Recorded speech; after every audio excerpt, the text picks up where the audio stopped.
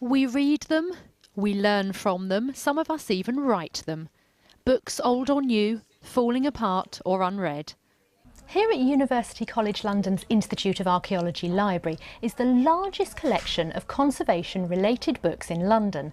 But it's not just the words written on these pages that are important. According to scientists, the smell of these books has a significance that should also be recorded. Smells have a big impact on our everyday life, how we feel, how we think, and even how we behave. So we started looking into those smells that might have cultural value to us as a society. And so our first challenge was to identify a smell that we knew people valued. And the smell of old books and historic libraries appeared as a very clear case. In this lab, scientists from UCL's Institute for Sustainable Heritage are collecting chemicals on a tiny sensor, which they then pop into a machine to separate the individual chemical compounds. These chemicals can then be used to recreate that smell in the future. What do you think of the smell of books? They have a really particular smell, for sure. I think it's lovely.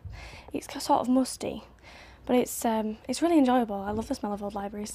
The smell of the book becomes associated with what you read in the book, and well, that can lead to all sorts of associations, and sometimes the smell is enough just to remind you of what the book is. Always when you get a new book and it's like the new smell, it's kind of a part of the experience. At the moment, smell is rarely recorded. If you go to a gallery or to a museum, 100% of the time the objects communicate with you visually. You can see the shapes, you can see the colours, but you cannot touch them and you cannot smell them. They're also trawling archives to recreate the potpourri from a National Trust house in the 1700s, so that when visitors walk in, they're transported back in time.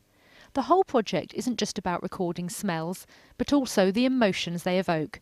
Helen Drew, BBC London News.